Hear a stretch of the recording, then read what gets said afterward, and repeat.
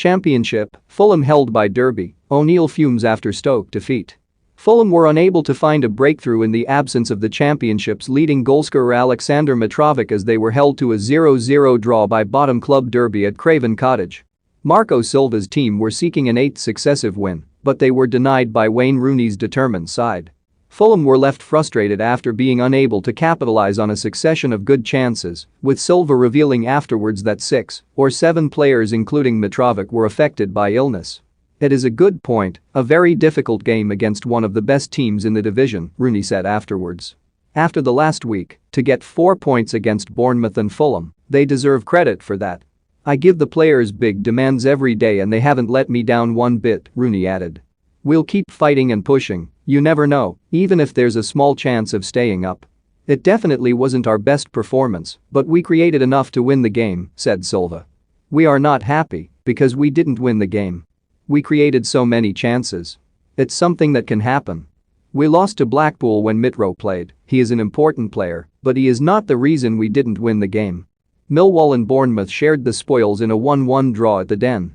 Dominic Solanke opened the scoring for Scott Parker's side, who looked to be heading for victory before Benik Afobe's second-half equaliser changed the pattern of the game. "I thought we were holding on for large parts of the second half," said the Bournemouth manager, Scott Parker. "I think there was only one team at the end that was going to win the game and that certainly wasn't us, so I think overall it's a well-earned point."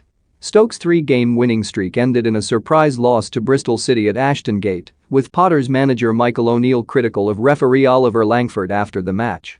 Tyreek Backinson volleyed the winner on 38 minutes after a Tomas Kalas long throw was flicked into his path, while Stoke hit the woodwork twice and spurned numerous chances before Joe Allen was sent off in stoppage time. "The officials missed so much in that game and the referee has to be stronger and braver than he was tonight," fumed O'Neill, who felt his side should have been awarded 3 penalties and that Bristol City midfielder Eamon Benarous should have been sent off. "It wasn't a great tackle from their young lad on Mario Vrancic because he was off the ground," O'Neill said. "He caught Mario, and in this day and age it was a tackle you can't make.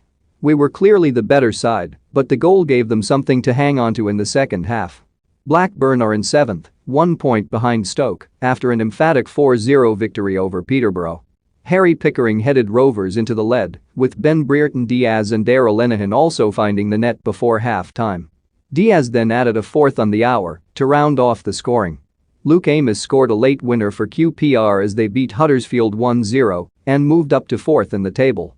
Only recently back from his second long-term knee injury, Amos headed in Chris Willock's cross with 9 minutes remaining at the Kean Prince Foundation Stadium. The QPR manager, Mark Warburton, paid tribute to Amos after his winner. "I'm delighted for Luke after what he's been through," he said. "He deserves that moment because he has worked tirelessly. You won't find a better young professional." Olivier Ncham and Jamie Patterson struck in the second half for Swansea as Poya Asbagi's first game in charge of Barnsley ended in a 2-0 defeat, their 10th loss in 11 matches. Ncham scored from close range in the 74th minute